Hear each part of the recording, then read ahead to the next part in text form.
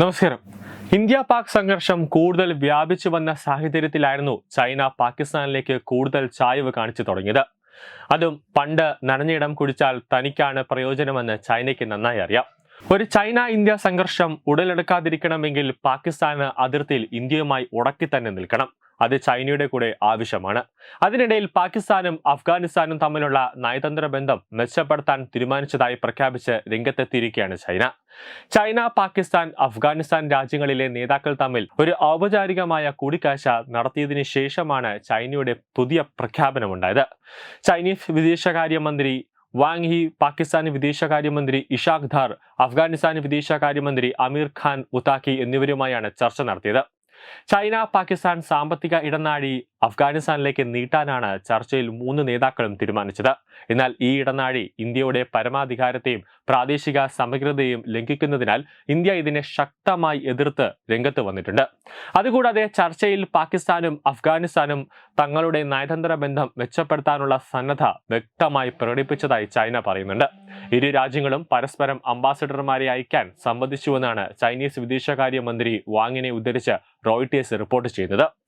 അഫ്ഗാനിസ്ഥാൻ പാകിസ്ഥാൻ ബന്ധം മെച്ചപ്പെടുത്തുന്നതിന് തുടർന്നും സഹായം നൽകാൻ തയ്യാറാണെന്ന് ചൈനീസ് വിദേശകാര്യമന്ത്രി അറിയിച്ചിട്ടുണ്ട്. ഓപ്പറേഷൻ സിന്ദൂറിന്റെ ഭാഗമായി പാകിസ്ഥാനിലെയും പാക് അധീന കാശ്മീരിലെയും 9 ഭീകര കേന്ദ്രങ്ങൾ ഇന്ത്യ ആക്രമിച്ചതിന് ശേഷം ആദ്യമായാണ് പാകിസ്ഥാൻ ഒരു ഉന്നതതല ആശയവിനിമയം നടത്തുന്നത്. ചൈന പാക് രാജ്യങ്ങളുമായുള്ള രാഷ്ട്രീയം അതോടൊപ്പം തന്നെ സാമ്പത്തിക ബന്ധങ്ങളുടെ പ്രാധാന്യം അഫ്ഗാനിസ്ഥാന്റെ ആക്ടിംഗ് വിദേശകാര്യമന്ത്രി ചൂണ്ടിക്കാണിച്ചു. ഭാവിയിൽ ഈ മേഖലകളിൽ കൂടുതൽ പുരോഗതി കൈവരിക്കുമെന്ന് അദ്ദേഹം പ്രത്യാശ പ്രകടിപ്പിച്ചിരിക്കുകയാണ്. താലിബാൻ ഭരിക്കുന്ന രാജ്യവുമായുള്ള വ്യാപാര വിനിമയം വർദ്ധിക്കുന്നതിനൊപ്പം അഫ്ഗാനിസ്ഥാന്റെ പുനർനിർമ്മാണത്തിനും അതോടൊപ്പം തന്നെ വികസനത്തിനും ചൈനയും പാകിസ്ഥാനും പിന്തുണ നൽകിയതായി വാങ് പറഞ്ഞു. സുരക്ഷാ സഹകരണം, ഭീകരശക്തികളെ നേരിടൽ, പ്രാദേശിക സമാധാനവും സ്ഥിരതയും സംരക്ഷിക്കൽ എന്നിവയിലും യോഗം ധാരണയിലെത്തി.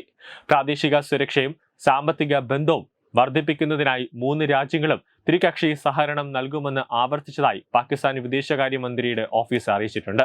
നയതന്ത്ര ഇടപെടൽ വർദ്ധിപ്പിക്കുക, ആശയവിനിമയം ശക്തിപ്പെടുത്തുക, വ്യാപാരം, അടിസ്ഥാന സൗകര്യങ്ങൾ വികസിപ്പിക്കുക എന്നിവ വർദ്ധിപ്പിക്കുന്നതിനുള്ള പ്രായോഗിക നടപടികൾ സ്വീകരിക്കുക എന്നിവയെക്കുറിച്ച് അവർ ചർച്ച ചെയ്തുവെന്നാണ് പാകിസ്ഥാൻ വിദേശകാര്യ മന്ത്രാലയം അറിയിച്ചത്.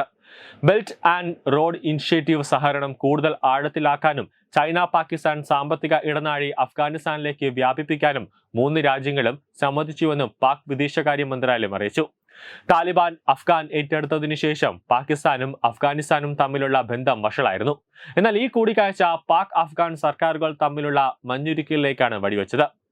തെഹ്രീക് ഇ താലിബാൻ പാകിസ്ഥാൻ TTP പാകിസ്ഥാനിൽ ആക്രമണം നടത്താൻ അഫ്ഗാൻ മണ്ണ് ഉപയോഗിക്കുന്നതായി പാകിസ്ഥാൻ നേരത്തെ ആരോപിച്ചെങ്കിലും അഫ്ഗാൻ പാക് ആരോപണത്തെ തള്ളിക്കളഞ്ഞിരുന്നു.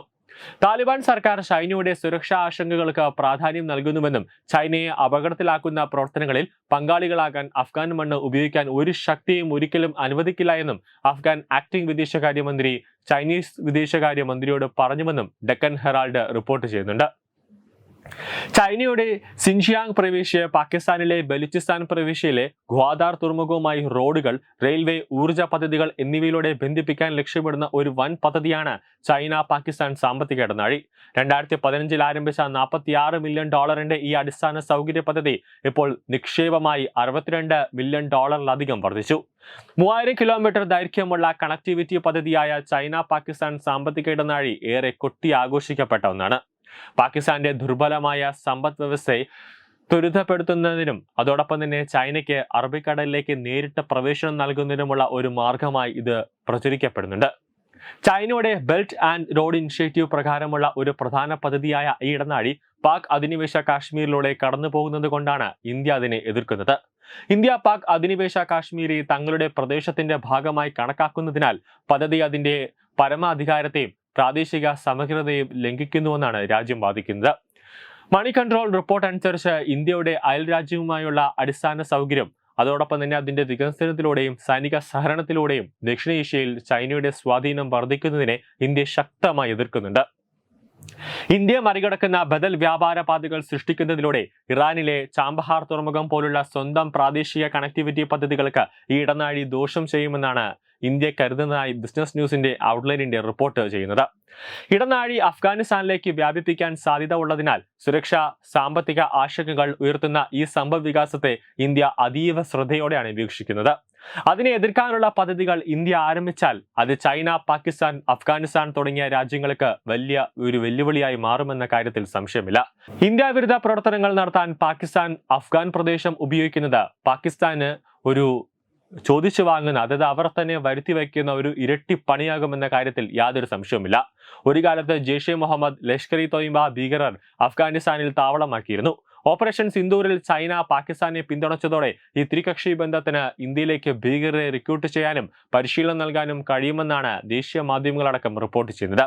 അങ്ങനെ ഒരു നീക്കം കൂടിയുണ്ടെങ്കിൽ പാകിസ്ഥാന് ഇന്ത്യ കൊടുക്കുന്ന അതേ പണി തന്നെ ഈ രാജ്യങ്ങളും നേരിടേണ്ടി വരും. അതിന്റെ ഭവിഷ്യത്തുകൾ എന്തായാലും അവർ മൂന്നുപേരും കൂടെ അനുഭവിക്കുക തന്നെ ചെയ്യും. ന്യൂസ് ഡെസ്ക് തത്വമൈ ന്യൂസ്.